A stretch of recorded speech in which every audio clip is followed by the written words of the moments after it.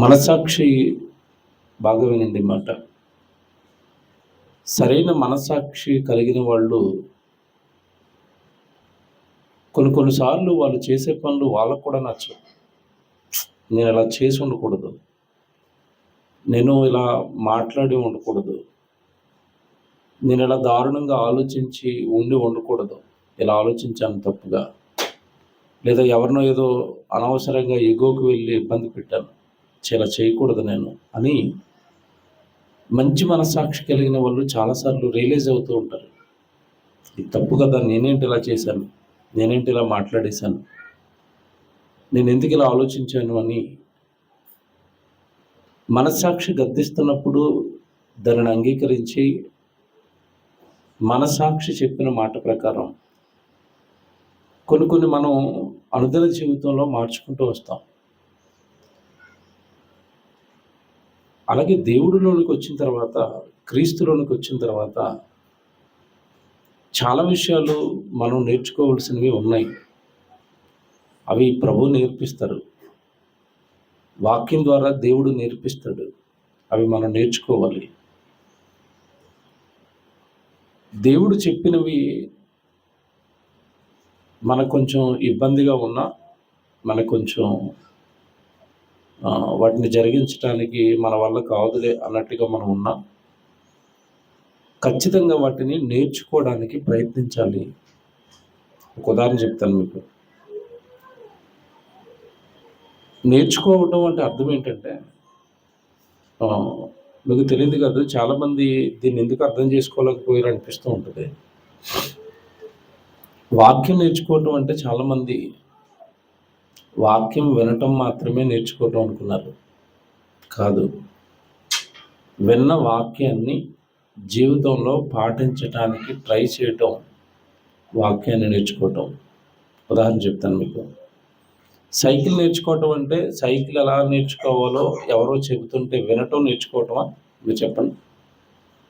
కాదు, వాళ్ళు ఎలా తొక్కాలో చెప్పిన తర్వాత సైకిల్ త్రొక్కి కింద పడి దెబ్బలు తగిలించుకుని మళ్ళా పైకెక్కి సాధిస్తాం చివరికి. దాన్ని ఏమంటారు? నేర్చుకోవటం. డ్రైవింగ్ నేర్చుకోవటం అంటే అర్థం ఏంటి? పక్కన సీట్లో ఒక అతను కూర్చుంటాడు, పక్కన మనం కూర్చోబెట్టుకుంటాడు.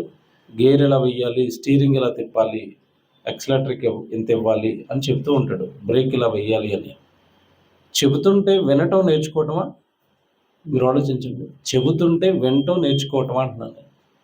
కాదు, ఆ సీట్లో కూర్చుని అతను ఏం చెప్తున్నాడో చేయటం నేర్చుకోవటం. ఓకేనా? పట్టుకోండి దీన్ని. చేయటం నేర్చుకోవటం, చెయ్యటం నేర్చుకోవటం, వినటం కాదు. కానీ వాక్యం నేర్చుకోవటం అనగానే, లేదా దేవుడి గురించి నేర్చుకోవటం అనగానే చాలామంది ఏమనుకున్నారు అంటే, ఆదివారం గుడికెళ్ళి వాక్యం వింటే చాలు, మేము దేవుడి గురించి నేర్చుకుంటున్నాం అనుకున్నారు. కాదు, వాక్యం విన్న తర్వాత వాక్యంలో ఏదైతే చెప్పబడిందో అది నీ లైఫ్లో నువ్వు ప్రాక్టీస్ చేయటమే నేర్చుకోవటం. ఇవి చాలా చిన్నగా ఉంటాయి, కానీ మనం ఇలా విపులంగా ఆలోచిస్తేనే తప్ప అర్థం కావు. మనకి అన్నీ అర్థమైనట్టుగా ఉంటాయి దేవుడికి సంబంధించినవి. దేవుడు బైబిల్లో మనకి మాట చెప్తున్నప్పుడు మనకు అర్థమైపోయినట్టే ఉంటుంది. కానీ అది నాకు బాగా అర్థమైందని మనం ఎప్పుడు చెప్పాలి అంటే, దాన్ని ఎక్స్పీరియన్స్ చేయాలి. బైబిల్లో ఉన్న మాటను నువ్వు అనుభవించాలి. బైబిల్లో ఉన్న మాట నీ లైఫ్లోకి రావాలి. లైఫ్లోకి వచ్చి ఆ మాటను పట్టుకుని ముందుకు వెళ్ళాలి. అప్పుడు అనాలి, నేను దేవుడి గురించిన జ్ఞానం నేర్చుకున్నాను, వాక్యం నేర్చుకున్నాను, దేవుడు నాకు కొంచెం నెమ్మదిగా అర్థమవుతున్నాడు అనాలి. క్రీస్తులోనికి వచ్చిన తర్వాత నేర్చుకోవాల్సినవి ఎలా ఉంటాయంటే, మీకు ఒక ఆయన లైఫ్ని చూపిస్తాను బైబిల్లో. ఎవరో ఆయన అంటే పౌలు గారు.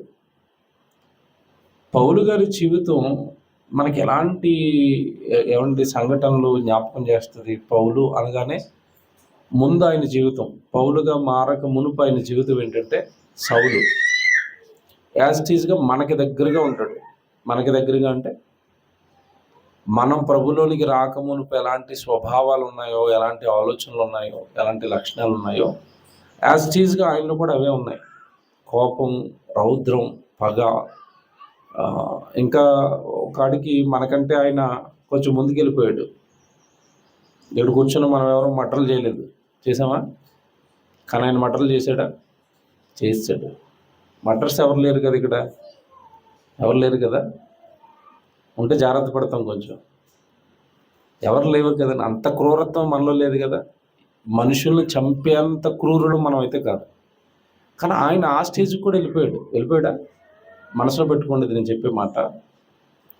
మనిషి అవతల మనిషిని చంపేస్తున్నాడు అంటే నేను చాలాసార్లు ఆలోచించానండి. మీరు చెప్పండి నిజం, మీకు ఎవరిదైనా కళ్ళ ముందు మీకు తెలియని వ్యక్తి యొక్క రక్తంలో అలా కొట్టుమిట్టాడుతున్నాడు అనుకోండి, మీరు అలా ఈజీగా చూడగలరా? చూసి తట్టుకోగలమండి? అక్కడి నుంచి తల పక్కకి తిప్పుకుని వచ్చేస్తాం కదా. అలాంటిది వీడే మరొక వ్యక్తిని కొట్టి చంపి రక్తం పారేటట్టుగా చేస్తున్నాడంటే వాడు ఎంత స్ట్రాంగ్ ఉన్నాడు? చేసే పని ఏదైనా అలా పక్కన పెడితే వాడు ముందు స్ట్రాంగ్గా ఉన్నాడా లేదా? ఎంత స్ట్రాంగ్గా ఉన్నాడంటే అవతల వాడి రక్తాన్ని కళ్ళ చూస్తున్నా సరే వీడు భయపడనంత స్ట్రాంగ్ ఉన్నాడు. నిజంగా పౌలు గారి జీవితంలో పౌలుగా మారక మునుపున్న ఒక సంఘటన, భయానకమైన సంఘటన ఏంటంటే స్టెఫన్ని రాళ్లతో కొట్టించడం. అక్కడే ఉన్నాడు ఆయన, ఆ చావుకు సమ్మతించాడు, ఆయన బలి చేశారు అన్నాడు, దగ్గరుండి జరిగించాడు ఆ కార్యక్రమాన్ని సౌలు.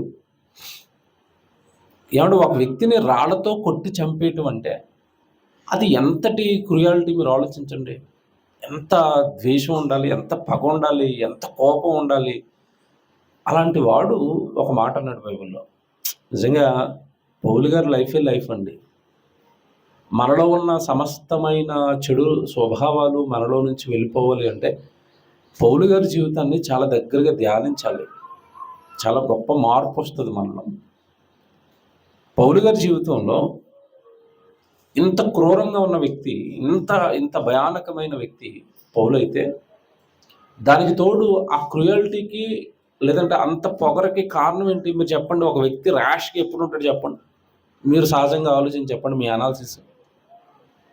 ఏ వ్యక్తులు ఇవి ర్యాష్గా ఉంటారు చెప్పండి? ఏ వ్యక్తులు ఉంటారు? డబ్బున్న వాళ్ళు, అధికారం ఉన్నవాళ్ళు, అంతే కదా. అంగబలం అర్ధబలం ఉన్న వాళ్ళు ఎలా ఉంటారు? చాలా ర్యాష్గా ఉంటారు, ఎవరిని లెక్క చేయరు, కొడతారు, తిడతారు. వాడికి ఏదైనా ఎదురు చెప్తే వాడు తట్టుకోలేడు, ఇక అలా ఉంటారు. దానికి రీజన్ ఏంటంటే వెనకాల ఉన్న డబ్బు, వెనకాల ఉన్న అధికారం. మీరు అప్పుడు చూడండి, టోల్గేట్ల దగ్గర గొడవ చేస్తూ ఉంటారు. ఎత్తరా, మా నాన్న ఎమ్మెల్యే అంటాడు, నువ్వు ఎత్తుతావా లేదా, నేను మంత్రి గారి మనిషిని అంటాడు. మీరు వింటారు కదా అప్పుడప్పుడు వార్తల్లో. అసలు వాడు ఎందుకు అంత ధైర్యంగా బెదిరిస్తున్నాడు అవతల వాళ్ళని అంటే వాడికున్న అధికారం, వాడికున్న డబ్బు. ఇది మనసులో పెట్టుకోండి. దేవుడు నిజంగానండి ఒక వ్యక్తిని మార్చాలి అని అనుకున్నప్పుడు అతను ఎంతటి బలవంతుడైనా, ఆర్థికంగా బలవంతుడా లేదంటే అధికారపరంగా బలవంతుడా, ఎవరినైనా మార్చగలిగిన శక్తిమంతుడు దేవుడు. ఎవరినైనా మారుస్తాడు. ఈ పౌలు గారి విషయాన్ని మీరు ఆలోచిస్తారండి. పౌలు గారి యొక్క ఇంత స్ట్రాంగ్గా ప్రజల్ని కొట్టడానికి, తిట్టడానికి, చంపడానికి తెగించాడు అంటే అంతకుముందు అతను చాలా ధనవంతుడు. బాగా వినండి, బాగా ఆస్తిపరుడు. ఎలా చెప్తామంటే అప్పట్లోనే గుర్రం వేసుకుని తిరుగుతున్నాడు. మీకు అర్థమైందా? అప్పట్లోనే గుర్రం వేసుకుని తిరుగుతున్నాడు అంటే అర్థం ఏంటి? మీకు ఇది అర్థం కాదేమో. అప్పట్లో గుర్రాన్ని మెయింటైన్ చేయడం అంటే ఇప్పుడు హెలికాప్టర్ మెయింటైన్ చేసినంత కష్టం. మీకు అర్థమయ్యేటట్టుగా చెప్పండి. మీలో ఎవరికైనా హెలికాప్టర్ ఉందా? ఎవరికైనా ఉంటుందా? హెలికాప్టర్ ఎవరికి ఉంటుంది చెప్పండి? చంద్రబాబు నాయుడు గారికి ఉంటుంది, ఇక్కడేమో కేసీఆర్ గారికి ఉంటుంది, రేవంత్ రెడ్డి గారికి ఉంటుంది. మీకు ఎవరికైనా ఉందా? ఉండదు. ఇప్పుడు హెలికాప్టర్ మెయింటైన్ చేయడం ఎంత కష్టమో, ఎంత డబ్బున్న వాళ్ళు ఏమండి మెయింటెనెన్స్ చేయగలరు దాన్ని. అప్పట్లో గుర్రాన్ని మెయింటైన్ చేయడం, గుర్రం మీద తిరగడం అంటే అమ్మ బాబోయ్ చాలా ధనవంతుడండి అనేవారు. ఎందుకంటే అప్పట్లో పరిస్థితులు ఏంటంటే తినడానికి తిండి, కట్టుకోవడానికి బట్టలే లేని కాలం అది. పౌలు గారి కాలం అది. ఇది 1st సెంచరీ మనం మాట్లాడుకునేది, 1వ శతాబ్దం. అప్పటికింత లగ్జరీ లైఫ్లు కానీ, ఇన్ని వసతులు కానీ మనుషులకు అందుబాటులో లేవు. సో అప్పట్లోనే ఈయన గుర్రం మీద తిరుగుతున్నాడు, బాగా డబ్బున్నవాడు. ఏమన్నా ఆయన అనుకున్న మతం, యోధ మతానికి ఎవడైనా ఎదురొచ్చాడో ఊరుకోడు, చాలా అగ్రెసివ్గా ఉంటాడు. ఇంత ఎలాగున్న పౌలు గారండి మారిపోయిన తర్వాత పత్రికలు రాశాడు. పత్రిక రాసి ఒక మాట అన్నాడు. నిజంగా ఆ మాటే నన్ను చాలా ఆనందపెట్టింది. అంటే ఈయన ఎందుకు ఇంత ఇంత డౌన్ టు ఎర్త్ ఎందుకు అయిపోయాడు? అలా ఉన్న వ్యక్తి ఇంత డౌన్ ఎందుకు అయిపోయాడు? డౌన్ టు ఎర్త్‌గా ఎందుకు మారిపోయాడు అంటే, ఆయన ఒక విషయం చెప్పాడు. నేను చాలా క్రూరుడిని ఒకప్పుడు, పాపుల్లో ప్రధాన పాపిని అంటాడు. మీకు తెలుసు కదా ఆయన. పాపులలో ప్రధాన పాపి నేను అంటాడు. నేను చాలా క్రూయల్‌గా ఉన్నాను. చాలా దారుణంగా ఉండేది నా మనస్తత్వం. కానీ నేను ఇలా మారిపోవడానికి కారణం క్రీస్తులోకి వచ్చిన తర్వాత క్రీస్తు కొన్ని నాకు నేర్పించాడు అన్నాడు. నాకు నిజంగా ఆశ్చర్యపోయిన మాట ఏంటంటే, పౌలు గారు అంత క్రూరంగా అంత ర్యాష్‌గా ఉన్న పౌలు గారు మారిపోవడానికి కారణం ఆయన ప్రభులోకి వచ్చిన తర్వాత కొన్ని నేర్చుకున్నాడట. మనం ఏంటంటే వాక్యం వింటున్నాం, చదువుతున్నాం కానీ దేవుడి విషయాలను మనం నేర్చుకోవటం లేదంటాను నేను. నేర్చుకోవటం అంటే మళ్ళీ చెప్తున్నాను, మిస్ అవ్వకూడదు కాన్సెప్ట్. నేర్చుకోవటం అంటే ప్రాక్టీస్ చేయటం లేదు. అదే కదా నేర్చుకోవటం అంటే. వంట నేర్చుకోవటం అంటే ఏంటి చెప్పండి ఆడపిల్లలు? యూట్యూబ్లో చూడటమా, చూసింది ప్రాక్టీస్ చేయటమా? అంతే కదా. వాళ్ళు ఉప్పు వేయండి అన్నప్పుడు అలా పోజులో పెట్టి ఉప్పు ఎంత తీసాడు చూసి మళ్ళీ ఇక్కడ ఉప్పు తీసుకోవాలి. ఇలాగా ఎంత కష్టపడతారండి యూట్యూబ్లో వంటలు చేసేవాళ్ళు. పొరపాటునప్పుడు నెట్ పోయినా, తర్వాత ఫోన్ పోయినా, ఛార్జింగ్ అయిపోయి వంట పోయినట్టే. ఎటు పోతుంది? కష్టం కదండి నేర్చుకోవడం అంటే. అంత ఈజీ ఏం కాదు. నేర్చుకోవటం అంటే అక్కడ చెప్పింది వినటం, చేయటం, అది నేర్చుకోవటం అంటే. మరి దేవుడి దగ్గరికి వచ్చేసరికి నేర్చుకోవటం అంటే నేను జస్ట్ లిజనర్ని, ఏవో అలా నాలుగు మాటలు వింటాను. దానికే మనం ఏమనుకున్నామంటే నేను కూడా నేర్చుకుంటున్నాను అంటాం. క్రిస్టియానిటీ అంటేనండి మతం కాదండి, ప్రాక్టీస్. మళ్ళీ చెప్తున్నాను, ఈ మాట బాగా మార్పు చేసుకోండి. క్రిస్టియానిటీ ఆచార సంబంధమైన భక్తి కాదు, మతం కాదు. క్రిస్టియానిటీ అంటే ప్రాక్టీస్. ప్రతిరోజు దేవుడి వాక్యాన్ని మనం ప్రాక్టీస్ చేయాలి, నేర్చుకోవాలి. That is Christianity. అలా నువ్వు ప్రాక్టీస్ చేయగా క్రీస్తుకు కలిగిన సంపూర్ణతకు, సమానమైన సంపూర్ణతకు మనం వెళ్ళాలి అన్నాడు. అది ఒక రోజులో వచ్చేది కాదు. ఇప్పుడు సీనియర్ డ్రైవర్ బాగా నడుపుతారు కారు, అప్పుడప్పుడే నేర్చుకున్నవాడు ఆ గుంతలు ఎత్తేస్తూ ఉంటాడు, లేదంటే సైడ్ మిర్రర్లు ఎరగొడేస్తాడు, బ్యాక్ వేసినప్పుడు వెనకాల బెండ్లు చేసేస్తూ ఉంటాడు కారుకి. కారణం ప్రాక్టీస్ సరిగ్గా చేయలేదు, ఇంకా నేర్చుకుంటున్నాడు. లెర్నర్ నేర్చుకునే స్థాయిలో ఉన్నాడు కనుక కొన్ని డ్యామేజ్లు జరిగిపోతాయి. అదే సీనియర్ అనుకోండి, చాలా పర్ఫెక్ట్గా కారు తీస్తాడు. కారణం ఏంటంటే ఆ సీనియర్టీ ఎలా వచ్చిందని అడుగుతున్నాను నేను. ఎలా వచ్చింది? ఒక రోజులో వస్తుందా? 2 రోజుల్లో వస్తుందా? సంవత్సరాల తరబడి కారు నడిపితే వచ్చిన ఎక్స్పీరియన్స్ అది. నేర్చుకున్నాడు బాగా. మరి ఈరోజు క్రిస్టియానిటీ, క్రైస్తవ్యం అనగానే వాక్యాన్ని నేర్చుకోవడం అనగానే వాక్యాన్ని హృదయంలో పెట్టుకుని ప్రాక్టీస్ చేయటం కదా. అది ఎంతమందిలో ఏమన్నా ఈరోజు అలవర్చుకున్నారు? నిజం చెప్తున్నాను నేను. మీరు ఇక్కడ కూర్చున్న వాళ్ళు పదే చెప్తాను, ఇది అసహ్యంగా అనిపించిన. మనం ఇక్కడికి వచ్చిన తర్వాత, క్రైస్ట్ చర్చ్లోకి వచ్చిన తర్వాత, క్రీస్తు సంఘంలోకి వచ్చిన తర్వాత మనమంతా వాక్యాన్ని ప్రాక్టీస్ చేయాలి. చేస్తున్నాం కూడా, చిన్నగా చేస్తున్నాం. దేవుడు పని చేయండి అంటే మనం పని చేస్తున్నాం అంటే పని చేయటం ప్రాక్టీస్. దేవుడు వాక్యానుసారం బ్రతకడం ప్రాక్టీస్, నేర్చుకోవటం. ఇది పౌలు గారు నేను చేశాను అన్నాడు బైబిల్లో. ఫిలిప్పీలకు రాసిన పత్రిక చూడండి. ఆయన అందుకే గొప్పవాడయ్యాడు. పౌలు ఎందుకు గొప్పవాడైపోయాడు అంటే నేర్చుకున్నాడట. ఫిలిప్పీలకు రాసిన పత్రిక 4:11. ఫిలిప్పీలకు రాసిన పత్రిక 4:11. నాకు కొదువ కలిగి ఉన్నందున నేను ఇలాగూ చెప్పుటలేదు అన్నాడు. ఏమండి ఇది? ఫిలిప్పి సంఘం అండి. నిజంగా సంఘం ఏమో చిన్నదండి, కానీ సేవకుడికి తోడుగా ఉన్న సంఘాలలో గొప్ప సంఘం అండి ఫిలిప్పి సంఘం. పౌలు గారికి అవసరం వచ్చినా మేము ఉన్నాము ముందు అని పౌలు గారు సువార్త అవసరాలు తీర్చిన గొప్ప సంఘం అండి ఇది ఫిలిప్పి సంఘం. వాళ్ళకి రాస్తాడు ఎప్పుడైనా ఏదైనా అవసరం ఉంటే పాపం. ఇప్పుడు ఉత్తరం రాస్తూ ఈయన అంటున్నాడు, నాకు ఏదో కొదువ ఉంది కనుక ఈ ఉత్తరం రాసి మిమ్మల్ని ఏదైనా అడుగుతున్నాను అని, నా స్వలాభం కోసం ఏదైనా అడుగుతున్నాను అని మీరు అపార్థం చేసుకుంటారేమో. ప్లీజ్ నన్ను అలా అపార్థం చేసుకోకండి. కారణం ఏంటంటే నేను సేవలోకి వచ్చిన తర్వాత నేను చాలా గొప్ప విషయాలు నేర్చుకున్నాను అన్నాడు. ఏం నేర్చుకున్నాడో చెప్తున్నాడు. నాకు కొదువ కలిగి ఉన్నందున నేను ఎలాగో చెప్పటలేదు, నేను ఏ స్థితిలో ఉన్నానో ఆ స్థితిలో సంతృప్తి కలిగి నేర్చుకొని ఉన్నాను. ఆ పదం చూసారా? నేను ఏ స్థితిలో ఉన్నానో ఆ స్థితిలో సంతృప్తి కలిగి ఉండ నేర్చుకున్నాను. ఏం నేర్చుకున్నాడట? సంతృప్తి కలిగి ఉండటం నేర్చుకున్నాడట. ఏమండి, సంతృప్తి కలిగి ఉండటం అంటే అర్థం ఏంటి? సంతృప్తి అంటే ఎనఫ్ అండి, చాలండి. ఉన్నదాంతో సంతృప్తి, ఉన్నదాంతో తృప్తి కలిగి ఉండటం. ఈరోజు కుటుంబాల మధ్యలో గొడవ వస్తుందన్నా, మనుషుల మధ్యలో విభేదాలు వస్తున్నాయన్నా కారణం ఏంటంటే మనుషులు పోటీ ప్రపంచంలో పడిపోయారు. పోటీ. వాళ్ళకి ఏదో ఉంది కనుక మనకు కూడా ఏదో ఉండాలి, వాళ్ళు ఏదో చేస్తున్నారు కనుక మేము కూడా ఏదో చేయాలి. సంతృప్తి కలిగి ఉండటం, బ్రతకటం మనిషికి చాలా కష్టమైపోయిన రోజులు ఇవి. ఆశల వలయంలో చిక్కుకుని ఆవేశంతో పరుగులు పెడుతున్నాడు లోకంలో. అందుకే ఎవరి లైఫ్ చూడండి మీరు, బ్రదర్ మీరు బాగానే ఉన్నారండి, ఏం బాగున్నామండి, ఇంకా అది చేయాలండి ఇది చేయాలని అంటాడు. ఇప్పటికీ అవి తీరుతాయి. ఎప్పటికీ తను హ్యాపీగా ఉంటాడంటే ఎప్పటికీ ఉండడు. అంటే ఉన్నదానితో సర్దుకుని ఆనందంగా ఉన్న స్థితిని ఎంజాయ్ చేసే ఆ మనిషి యొక్క మనస్తత్వం నుండి దాటిపోయాడండి. ఉన్నదాంతో సంతృప్తిగా ఉండటం, మనకు ఉన్నదాంతో హ్యాపీగా ఉండటం.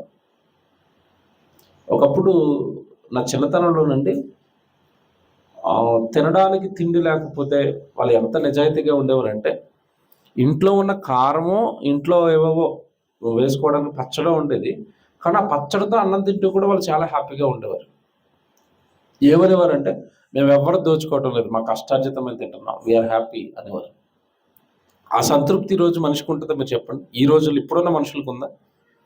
లేదండి. అందుకే చూడండి, ఎవరు హ్యాపీగా ఉంటారండి, మనుషులు ఎవరు సంతోషంగా లేరు. కారణం ఏంటంటే నాకు ఇంకా ఏదో లేదనే బాధ, నేను ఇంకా ఏదో సాధించాలని, నేనేదో వెనకబడిపోయానన్న ఆలోచన. దీనితో మనిషి హ్యాపీగా లేడండి. మనుషులు ఆనందంగా లేరు, సంతోషంగా లేరు. పైకి అలా మనుషుల్లో తిరుగుతున్నారు తప్ప హృదయం నిండా ఏదో బాధ, వేదన, లోటు మనుషుల్లో బాగా కనపడుతుందండి. ఏమంటే మీరు సంతృప్తి నేర్చుకోవాలంటే మీ మాట, నేను చెప్తున్న మాట మీరు బాగా ఆలోచించండి.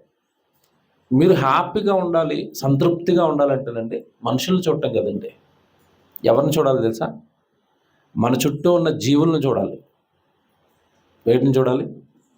జీవులను చూడండి.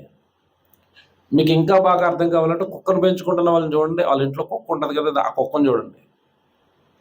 అది ఏమి అడగదండి. మనకి మిగిలిపోయి వేసామనుకోండి తింటది. అసలు దాని లైఫ్ని అది ఎంజాయ్ చేస్తుందండి. ఆ ముద్ద తినేసి అసలు ఈ ప్రపంచానికి నేనే రాజుని అన్నంత ఎంజాయ్గా ఉంటుంది అది. బాస్ వచ్చినప్పుడు నాకుతుంది, ఎక్కడికి వెళ్ళి వచ్చావా అని అడుగుతుంది, మీద ఎక్కుతుంది, ఆ ముద్ద వేస్తే అక్కడ పడుకుంటుంది, రాత్రంతా కాపలాగా వస్తుంది, పగలంతా నిద్రపోతూ ఉంటుంది. నిజమండి, నేను అలా చూస్తూ ఉంటాను మా కుక్కని. అసలు అది ఒక్కొక్కసారి మమ్మల్ని కూడా కేర్ చేయదు. పడుకుని లెగరంటే నేను లెగని పోవంటుంది అంతే పడుకుని. అసలు దాని ఎంజాయ్ కానీ, దాని లైఫ్ కానీ, అంటే నాకేదో లోటు ఉందన్న బెంగ, భయం అట్లకి ఏమి ఉండదు. ఏదైనా కావాలంటే మమ్మల్ని అడుగుతుంది. ఆ బాత్రూమ్కి వెళ్ళాలనుకుంటే అరిచేస్తుంది, నన్ను నిప్పు అని పోతుంది. 10 నిమిషాలు అలా రౌండ్ వేసుకుని, అలా తిరుక్కుని, అందరినీ పలకరించుకుని, దాని ఫ్రెండ్స్ ఉంటారు, అలా అందరితో మాట్లాడుకుని, వచ్చాను ఎలా ఉన్నారు అనుకుని అలా రౌండ్ వేసుకుని, మళ్ళీ అలాగా పైకి వచ్చేసి నన్ను కట్టే అన్నట్టు పడుకుంటుంది. అక్కడ కట్టేస్తాం. మళ్ళీ దానికి ఆకలేస్తుంది అనుకోండి, అరుగుతుంది, మళ్ళీ ఏ అన్నమే అంటుంది, వేస్తే పడుకుంటుంది, తింటుంది, తిరుగుతుంది. అట్లకి చీకు చింత లేదండి. ఇంట్లో ఉన్న కుక్క ఎలాగుంటే ఇంటి ముందు ఉన్న కుక్కలు ఉంటాయి ఇంకా రాజులు అవి. అస్సలు ఆ వీధంతా రౌండ్లు వేసుకుంటూ ఆడుకుంటూ ఒకదాన్ని ఒకటి, కుక్కలు ఒక 5 కుక్కలు ఒక చోట ఉంటాయి, ఆడుకుంటాయండి ఒకదాంతో ఒకటే. మనుషులు కూడా అంత ప్రేమగా ఉండలేరండి. దీన్ని అది కరుస్తుంది, దాన్ని ఇది కరుస్తూ ఉంటుంది, కింద దొల్లుతూ ఉంటాయి. నేను ఇవన్నీ చూసినప్పుడు వీటిలోకి మనం ఎందుకు ఉండలేదు అనిపిస్తుంది నాకు చాలాసార్లు. వీటిలోకి మనం ఉండలేకపోతున్నాం ఏంటి? ఆడుకుంటున్నాయి కదా, అవి ఆనందంగా ఉన్నాయి కదా, తృప్తిగా ఉన్నాయి కదా, ఓ ముద్ద తినేసి ఆడుకుంటున్నాయి అంతే. అవి మాకేం కావాలన్నట్టుగా ఉన్నాయి అవి. నిజం చెప్పండి, మనిషి అలా హ్యాపీగా ఉన్నాడండి? సంతోషంగా ఉన్నాడా? రిలాక్స్గా ఉంటాడా? చాలు, నేను చాలా హ్యాపీగా ఉన్నాను, దేవుడు నన్ను చాలా దీవించాడు, ఇక్కడ చాలండి, వీఆర్ హ్యాపీ అని పిల్లలతో, కుటుంబంతో, భార్యతో, భర్తతో ఎంతమంది ఆనందం కింద ఉంటారు? ఎంతమంది సంతోషించగలుగుతున్నారు? దీనికి కారణం ఏంటంటే మనకున్న స్థితిని బట్టి మనం సంతోషించే మనసు మనకు లేకపోవటం. మనకున్న దాంతో హ్యాపీ. బండి మీద తిరుగుతున్నామా? హ్యాపీ. తర్వాత దేవుడు కారు ఇచ్చాడా? హ్యాపీ. ఏమీ లేదు, పబ్లిక్ ట్రాన్స్పోర్టా? హ్యాపీ. అంతే కదండి. దేంట్లోనైనా సంతోషంగా ఉండాలి. ఇది ఎలా సాధ్యపడుతుందంటే పౌలు గారు చెప్తున్నారు, నేను ఏ స్థితిలో ఉన్నానో ఆ స్థితిలో నేను సంతృప్తి కలిగి నేర్చుకున్నాను. ఎవరి దగ్గర నేర్చుకున్నాడు? ఎక్కడికి వచ్చిన తర్వాత నేర్చుకున్నాడు? యేసుప్రభు దగ్గరికి వచ్చిన తర్వాత. యేసుప్రభు దగ్గరికి వచ్చిన తర్వాత ఇది పౌలు గారు ఎలా నేర్చుకున్నారు? ఇక్కడ ఉంది ట్విస్ట్, అసలు ట్విస్ట్. పొరపాడైపోతుంది మీకు చెప్తాను, ఇప్పుడు బాగా ఆలోచించాలి. ఇది నేను లోకంలో ఉన్నప్పుడు నేను అలా లేను. లోకంలో ఉన్నప్పుడు నా మతం బాగా ఉండాలని అందరిని చంపేశాను.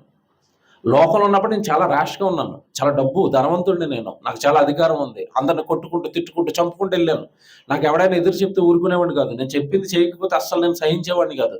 అంత క్రూరంగా ఉన్నాను ఒకప్పుడు నేను. అంత క్రూరంగా ఉన్న నేను ఇప్పుడు నేను డౌన్ టు ఎర్త్ అయిపోయి నేను ఎలాగైనా నాకు ఓకే, ఏ స్థితి అయినా నాకు ఓకే అన్న ఈ మనసుకు నేను ఎందుకు వచ్చాను అంటే, ఇది నేను క్రీస్తులోనికి వచ్చిన తర్వాత నేర్చుకున్నాను అన్నాడు. అంటే ఇది పౌలు గారికి ఎవరు నేర్పారు? ఇప్పుడు ఎవరు నేర్పారు?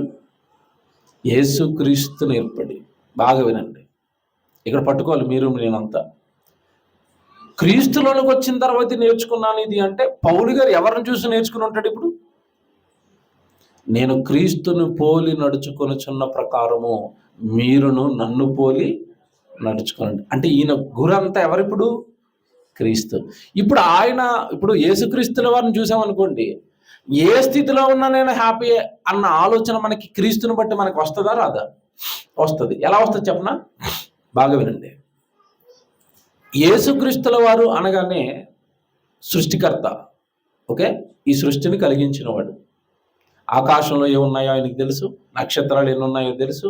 ఒక రకంగా చెప్పాలంటే ఈ టోటల్ ఆస్తికి ఓనర్ ఎవరు అంటే యేసుప్రభు అండి. మిగతా వాళ్ళంతా డూప్లికేట్ ఓనర్లు. కాకపోతే తన్నుకు చేస్తూ ఉంటారు, నేను ఓనర్ని. ఎవడో ఓనర్ కాదు, ఇక్కడ అందరు ఖాళీ చేయాల్సిందే. అంతే కదండి.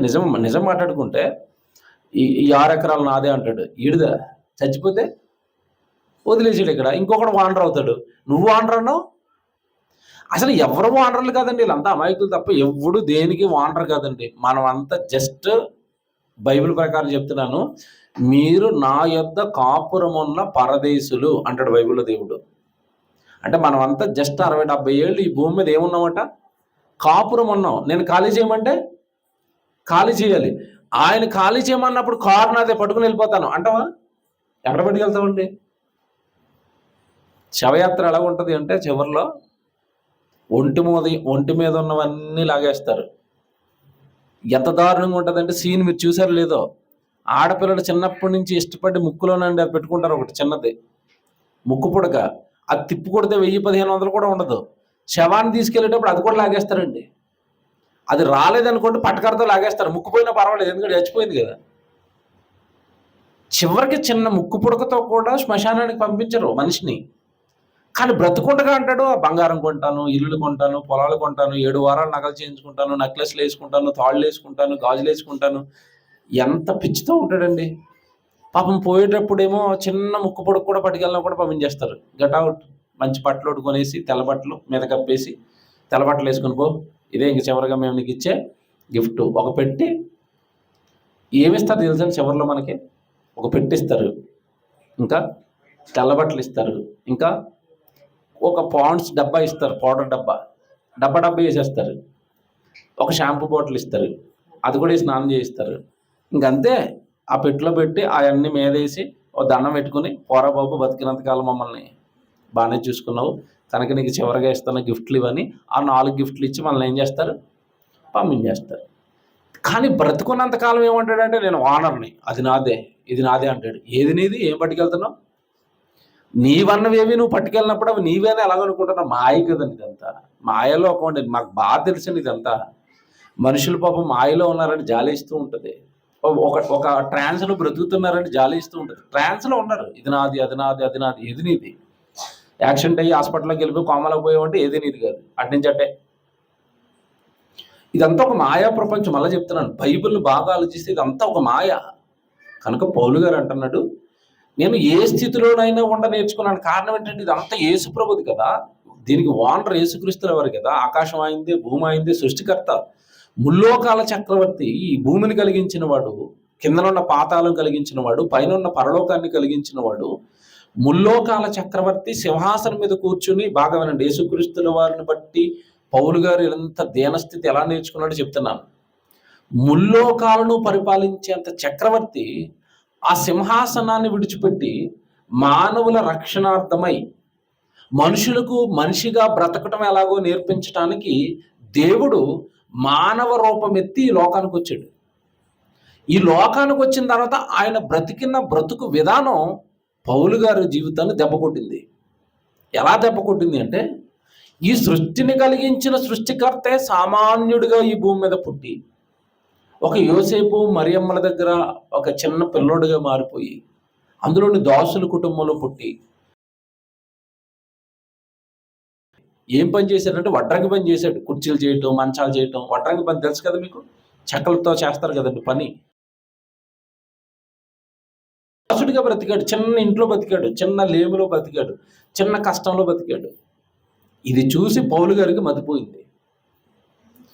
మహానుభావుడు చక్రవర్తి మన ప్రభువు ముల్లోకాలను కలిగించిన వాడు, ఈ సర్వసృష్టికి యజమాని, ఓనరు, దీనిని కలిగించిన వాడు ఇంట్లో నేను నా స్థితి ఏదో ఏమండి గొప్ప స్థితిలో ఉండాలని నేను ఎలాగనుకుంటాను. ఆయనే అలా జీవించినప్పుడు మనల్ని అందరినీ రక్షించడం కోసం నేను కూడా అనేక మందిని రక్షించడానికి, అనేక మందికి సువార్త చెప్పడానికి నేను ఏ స్థితిలోనైనా సరే నేర్చుకున్నాను. ఎవరిని బట్టి నేర్చుకున్నాడు చెప్పండి?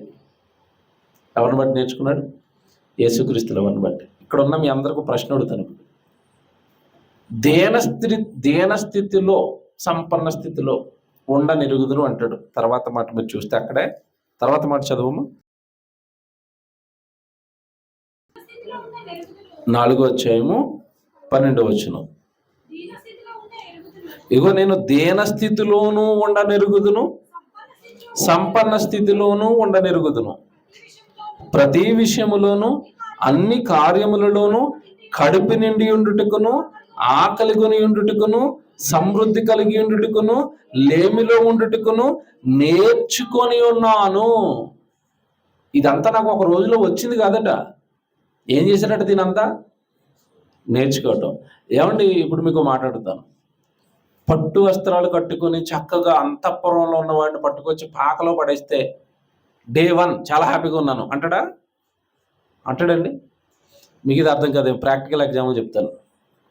మీరు రోజు ఆఫీస్లో ఏసీలో పనిచేస్తున్నారు అనుకోండి, కార్లో ఏసీ ఉంటుంది అనుకోండి, వచ్చే దారిలో ఇంటికి రాగానే ఏసీలో ఉంటున్నారు అనుకోండి, మిమ్మల్ని తీసుకెళ్ళి రోడ్డు మీద గొడిగేసి అందులో డ్యూటీ చేయమంటే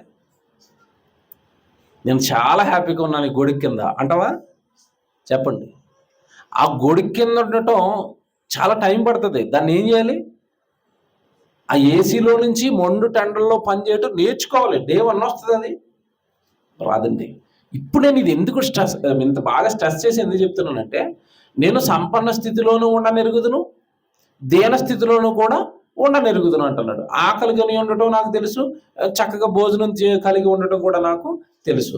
ఇవన్నీ నేను క్రీస్తులోనికి వచ్చిన తర్వాత నేర్చుకున్నాను. అంటే ప్రాక్టీస్ చేశాడు. ఇవి మీకు ఎందుకు చెప్పాను తెలుసండి? చాలాసార్లు చెప్పాను నేను. మన ప్రభు కొరకు బ్రతకాలనుకున్నప్పుడు మన జీవితంలో కూడా ఎన్నో కష్టాలు తాసరపడుతూ ఉంటాయి. ఆయనకి ఎదురైనవే మనకి ఎదురవ్వాలని రూల్ లేదు. కానీ మనం దేవుడి కొరకు బ్రతుకుతున్నప్పుడు మనకి శ్రమలు ఎదురవుతాయి, మనకి కష్టాలు ఎదురవుతాయి, మనకి దాడులు ఎదురవుతాయి, మనకి నిందలు ఎదురవుతూ ఉంటాయి. మనల్ని కూడా అనేక మాట్లాంటారు. కొన్ని సందర్భాల్లో దేవుడా వీళ్ళ అనే ఆ సందిగ్ధం మధ్యలో సెంటర్ పాయింట్లో మనం ఉండిపోతాం.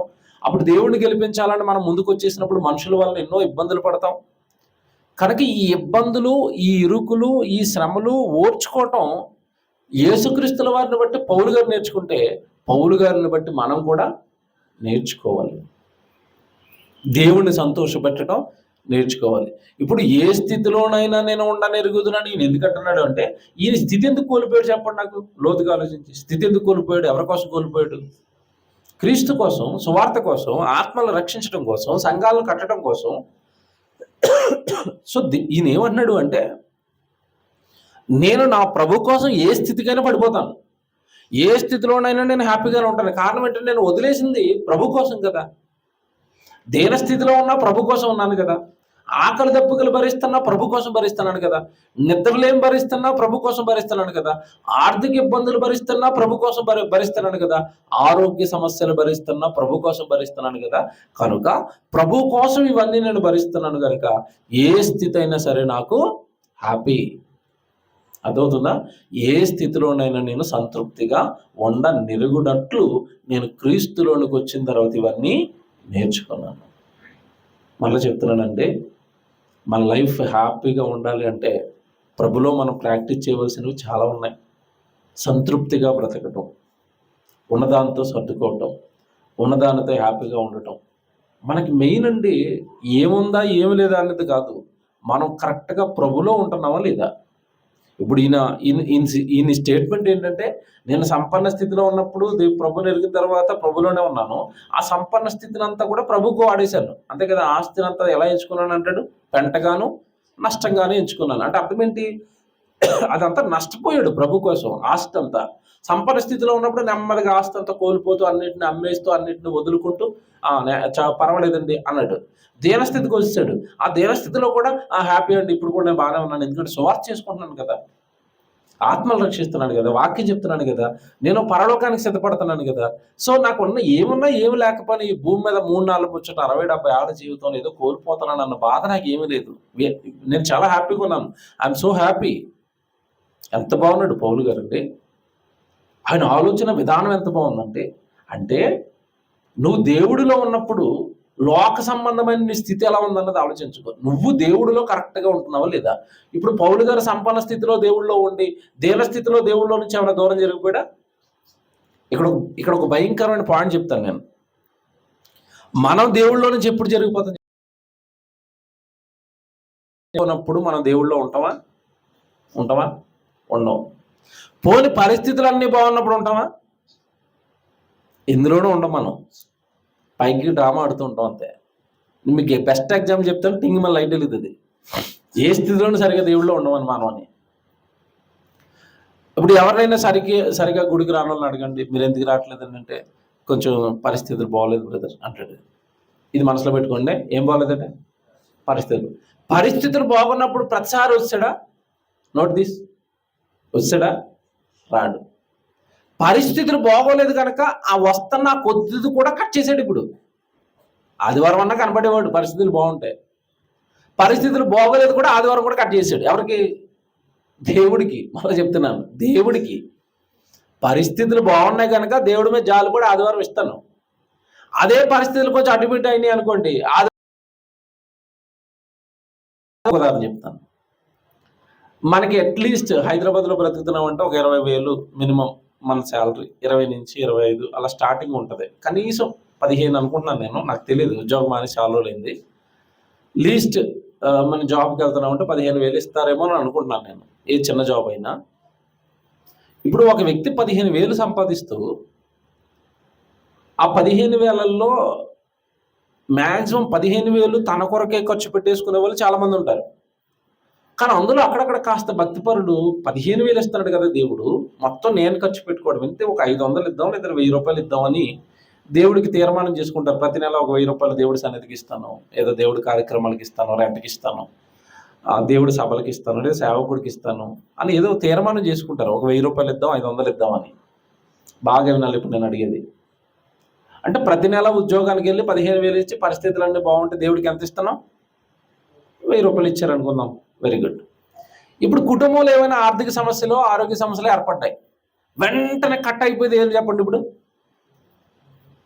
చెప్పాలి, ఏది కట్ చేసేస్తారు? దేవుడికి ఇచ్చే 500, 1,000 రూపాయలు కూడా కట్ చేసి పొరపాటున ఎవరైనా అడిగారు అనుకోండి, ఏమంటాడు? పరిస్థితులు బాగోలేదు బ్రదర్. బాగున్నప్పుడు 15,000 ఏమైనా ఇచ్చాడా? నిజం చెప్పండి. నాకు ఇది చూస్తేనండి చాలా జాలి వేస్తుంది, నవ్వు వస్తుంది. పాపం భక్తులు ఇలా ఉండిపోయారా.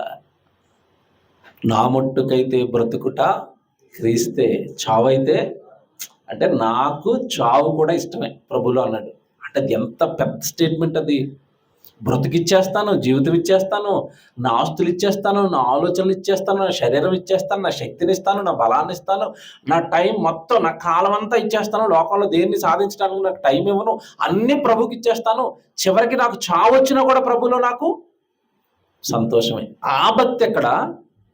పరిస్థితులు బాగోలేదు అని చెప్పి చిన్న చిన్న పరిస్థితులు ఏవైనా మనకి ఎదుర్కొంటున్నప్పుడు, చిన్న చిన్న శ్రమలు ఏవైనా ఎదుర్కొంటున్నప్పుడు దేవుడికి ఇచ్చేది ఇవ్వక దేవుడి దగ్గరికి రావటం మానేసి, ఏంటంటే పరిస్థితులు బాగోలేదు అంటే, ఇప్పుడు పౌలు గారు ఏం నేర్పుతున్నాడంటే, నేను పరిస్థితులు బాగున్నప్పుడు దేవుడిలోనే ఉన్నాను, పరిస్థితులు దిగజారిపోయిన తర్వాత కూడా దేవుడిలోనే ఉన్నాను. అది మీరు నేర్చుకోవాలి. 12వ వచనం, నేను దీనస్థితిలోను ఉండనెరుగుదును అంటే ఎక్కడ ఉన్నాడు? దీనస్థితిలో కూడా ప్రభులో ఉంటాడు. సంపన్న స్థితిలోను కూడా నేను దేవుడిలో ఉండనెరుగుదును. సంపన్న స్థితి లేదా లేమ, ఆకల, దప్పికల, ఆరోగ్య సమస్యల, నాకు అవన్నీ అనవసరం అండి. నాకు ఏమున్నా సరే నేను ఎందులో ఉంటాను అంటున్నాడు? ప్రభులో ఉంటాను, సేవలో ఉంటాను, సన్నిధి విడిచిపెట్టను, పని విడిచిపెట్టను, దేవుడిని విడిచిపెట్టను, వాక్యాన్ని విడిచిపెట్టను. స్థితి మారుతుంది కదా అని దేవుడిని విడిచిపెట్టను అన్నాడు. ఆలోచించండి. మీరు ఆలోచించుకోండి బాగా ఈరోజు ఈ మాటలు. ఈ పౌలుగా చెప్తున్న మాట బలంగా ఆలోచించండి. మనం ఏ స్థితిలోనైనా దేవుళ్ళలోనే ఉంటున్నావా? ఏం చెప్పండి. మీకు ఇంకో ప్రశ్న అడుగుతాను. ఇప్పుడు బైబిల్ చదువుకోవాలి, దానికి ఒక టైం ఉంటుంది ఇంట్లో అనుకుందాం. రోజు ఒక టైం పెట్టుకున్నారు బైబిల్ చదువుకోవాలని. సాయంత్రం 8 గంటలకో 9 గంటలకో లేదా నైట్ పడుకునేటప్పుడు ఒక గంట సేపు బైబిల్ చదువుకోవాలని, 10 గంటలకి బైబిల్ చదువుకోవాలనుకుంటున్నారు. కరెక్ట్గా రాత్రి పడుకునేటప్పుడు కరెక్ట్గా 10 గంటలకి ఫోన్ వచ్చింది. ఫోన్ వచ్చి మీ అమ్మగారికి బాగోలేదట, ఆరోగ్యం, హాస్పిటల్లో ఉన్నారట అనగానే, అయ్యో మా అమ్మగారికి ఇలాగ అయిపోయిందా? ఇప్పుడు వెంటనే ఏది కట్ అయిపోద్ది తెలుసా? నేను చెప్పండి. బైబిల్ చదువుతారా? మా అమ్మగారికి బాగోలేదట, సర్లేండి దేవుడు బాగు చేసుకుంటాడు, బైబిల్లో మత్తయి సువార్త చదువుతాను అంటారేంటి?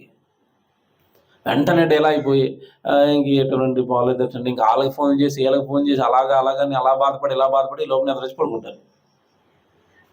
అంటే మనకి ఏదైనా చిన్నపాటి గాయం అయితే వెంటనే మనం ఎవరిని మర్చిపోతామంటే దేవుడిని మర్చిపోతామండి. మళ్ళీ చెప్తున్నా, దేవుడిని మర్చిపోతాం. నేను ఈ ప్రాక్టికల్గా ప్రాక్టీస్ చేశాను ఇవన్నీ. నేను నిజం ప్రాక్టీస్ చేసి నా అనుభవంతో చెప్తున్నాను ఇవి. నేను మీకులాగా ఉన్నప్పుడు ఇవన్నీ సంఘర్షణ ఏర్పడేది, నాలో సంఘర్షణ ఏర్పడేది. ఇటు దేవుడా ఇటు ఇదా. నాకు మా బాబు అంటే చాలా ఇష్టం, మా కొడుకు. కారణం ఏంటంటే వాడు చనిపోతాడు అని డాక్టర్లు కన్ఫర్మ్ చేసేసిన తర్వాత, ఒక ఆపరేషన్ చేస్తే చనిపోతాడని డాక్టర్లు కన్ఫర్మ్ చేస్తే, వాడికి ఆపరేషన్ మీద ఆపరేషన్ 3 ఆపరేషన్లు చేయించాం, అయినా బతికిపోయాడు. వాడిని కళ్ళారా చూశాను. నేనే చాలాసార్లు బ్లడ్ ఇచ్చాను వాడు ఆపరేషన్ జరుగుతున్నప్పుడు.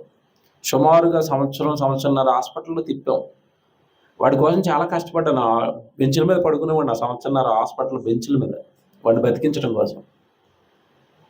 నిజంగా ఇంత కష్టపడి వాటిని కాపాడుకున్న తర్వాత ఒక భయంకరమైన సిచ్యువేషన్ ఏర్పడింది నా లైఫ్లో. మీటింగ్ డేట్ ఇచ్చాను, ఈలోపు వాడికి డెంగ్యూ జ్వరం వచ్చింది.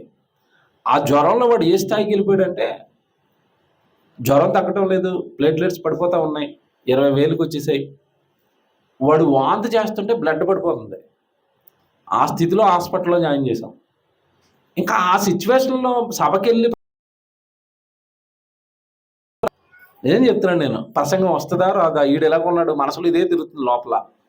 ఇప్పుడు వీడిని చూసుకుంటూ హాస్పిటల్లో ఉండిపోవాలా, అక్కడికి వెళ్ళి వాక్యం చెప్పాలా? ఇది నేను ఎదుర్కొన్నది. ఖమ్మం సెమినార్లో మాట్లాడడానికి వెళ్ళాలి. సేమ్ రామ్దేవ్ బాబాలో వీడు అడ్మిట్ అయిపోయి ఉన్నాడు రామ్దేవ్ హాస్పిటల్లో.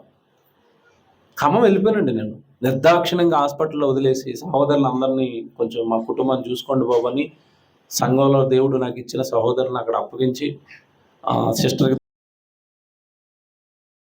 నిర్దాక్షిణ్యంగా బయలుదేరిపోయిన కారు వేసుకుని. తెల్లవారు వెళ్ళిపోయాను. అక్కడ సెమినార్లో ఉన్నాను, ప్రసంగం చెప్పేశాను. ఆ రాత్రికి సభ చూసుకున్నాం, అంతే. రాత్రి బయలుదేరి రిటర్న్ వచ్చాను. విచిత్రం అండి, తెల్లవారేసరికి వాడు ఆరోగ్యం అంతా సెట్ అయ్యి ఉంది. ప్లేట్లెట్స్ పెరిగిపోయి, జ్వరం తగ్గిపోయింది, మిరాకిల్ జరిగినట్టుగా. ఇంక ఈ రాత్రి దాటిందంటేనండి వాడికి డైరెక్ట్గా ఎక్కిస్తారండి. బ్లడ్లో నుంచి వైట్ సెల్స్ సెపరేట్ చేసి వైట్ కలర్ బ్లడ్లా ఉంటుంది అది. దాన్ని ఏదో అనేవారు అప్పట్లో. అది ఎక్కించాలి, ఇక లేకపోతే వీడు బ్రతకడు అన్న స్టేజ్కి వచ్చిన వాళ్ళ లైఫ్. నేను అలాగే వెళ్ళిపోయాను, విడిచిపెట్టి తెల్లవారేసరికి వచ్చేసరికి రాత్రికి మిరాకిల్ జరిగిందంటే, తెల్లవారేసరికి వాళ్ళ ప్లేట్లెట్స్ అలా లేచిపోయి డాక్టర్లు అన్నారు. అదే నేను వీడి దగ్గర ఏడ్చుకుంటూ కూర్చుంటే మీరు ఆలోచించండి, మనం అదే కదా చేస్తాం. ఎలాగంటే వదిలేసి వెళ్ళిపోతాం కొడుకుని అంటాం కదా. దేవుడి పని మనం చేస్తే మన పని దేవుడు చేస్తాడు. ఇది నేను నమ్మానండి. ఆయన పని మనం చేస్తే మన పని ఆయన చేస్తాడు. కానీ మనం చేసే తప్పేంటో తెలుసా? మన పరిస్థితులు బాగోలేదని దేవుడికి ఇచ్చేవి. దేవుడు మన పనుల గురించి కూడా పెద్ద సీరియస్గా తీసుకోడు. నువ్వు ఆయనకి నమ్మకంగా ఉంటే ఆయన నిన్ను నమ్ముతాడు. నువ్వు ఆయన దగ్గర నమ్మకంగా లేనప్పుడు నిన్ను ఎలా దీవిస్తాడు? నీ గురించి ఎలా ఆలోచిస్తాడు? నిన్ను ఎలా నమ్ముతాడు? పౌలు గారు చెప్తున్నారు, దీన స్థితి అయినా సంపన్న స్థితి అయినా నేను దేవుడిని వదలను. అంటే దేవుడికి ఇవ్వకపోగా, దేవుడి దగ్గరికి రాకపోగా, ఈ చిన్న చిన్న కారణాలు, రీజన్స్, మనం చేసేదే చిన్నది దేవుడికి, మనం ఇచ్చేదే చిన్నది, మనం వచ్చేదే చాలా తక్కువ దేవుడి దగ్గరికి. వీటిని కూడా చిన్న చిన్న కారణాలతో మనం పక్కకు పెట్టేస్తే మనం ఏమి నేర్చుకున్నాం? ప్రభు సగంలో సగమైనా మనం ఏమైనా నేర్చుకున్నామా? క్రైస్తవ్యంలోకి వచ్చిన తర్వాత ఆలోచించండి. ఇది సిరీస్. పౌలు గారు ప్రభులోనికి వచ్చిన తర్వాత ఏమేమి నేర్చుకున్నాడో కొన్ని వారాలు మాట్లాడతాను, మీరు నేర్చుకుందరు. కానీ ఇది ఫస్ట్ నేను నేర్చుకున్నాను. అయినా సరే నేను దేవుళ్ళో ఉండటం నేర్చుకున్నాను. యేసుప్రభు నేర్పాడు అది. ఆయన పరలోకంలో సింహాసనం మీద కూర్చుంటాడు, భూమి మీదకి వచ్చి ఫిలాతు ముందు చేతులు కట్టుకుని కూడా నిలిచి ఉంటాడు. అది యేసుక్రీస్తుల వారిలో నేను చూశాను, అది నేను నేర్చుకున్నాను. మీరు కూడా దాన్ని ఏం చేయాలి? నేర్చుకోండి. వచ్చేవారం నిజంగానండి ఈ లైఫ్ని బాగా డీప్గా స్టడీ చేశాను. ఒక్కొక్కటి ఈ వారం ఇది నేర్చుకున్నాను కదా, నెక్స్ట్ వారం ఇంకోటి నేర్పిస్తాను, నేను ఇది నేర్చుకున్నాను యేసుప్రభులో అంటాడు. చాలా వింతగా విచిత్రంగా ఉంటాయండి పౌలు గారి లైఫ్లో. ఆయన నేర్చుకుని ప్రాక్టీస్ చేస్తాను. నేను నేర్చుకున్నాను అంటే అర్థం ఏంటంటే ఆ స్థితిలోకి వచ్చేసి ఆ స్థితిని అనుభవిస్తూ, ఇదిగో నేను ఇక్కడ కూడా హ్యాపీగానే ఉన్నాను, ఏమీ లేవు, నాకు చొక్కా లేదు, అంతే కదా, అన్నం లేదు. కొన్నిసార్లు ఏం చేయాలో తెలియక పాపం ప్రభులోనికి రాకముందు ఎలాంటి పని చేశాడో ఆ డేరాలు కుట్టుకునే పని కూడా స్టార్ట్ చేశాడు, పని కూడా చేసుకున్నాడు. అలాగ పౌలు గారు ఏ స్థితిలోనైనా సరే హ్యాపీగా దేవుళ్ళో ఉండటం నేర్చుకున్నాడు. అది మనం కూడా ఏం చేయాలి అంటే నేర్చుకోవాలి. ప్రార్థన చేసుకుందాం. ప్రేమ కలిగిన తండ్రి, బైబిల్లో మీరు రాయించిన మాటలు మేము అంటున్నప్పుడు సంతోషంగా ఉంది, ఆనందంగా ఉంది.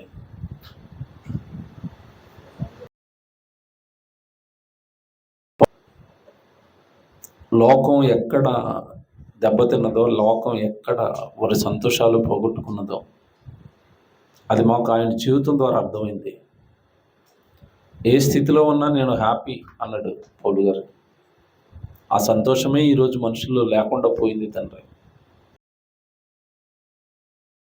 నేర్చుకున్నాను అన్న ఆయన మాటను బట్టి సంతోషిస్తూ మిమ్మల్ని స్తుతిస్తూ, మాకును ఈ లోకంలో మీ వాక్యానుసారంగా జీవించే భాగ్యాన్ని మాకును నేర్పించి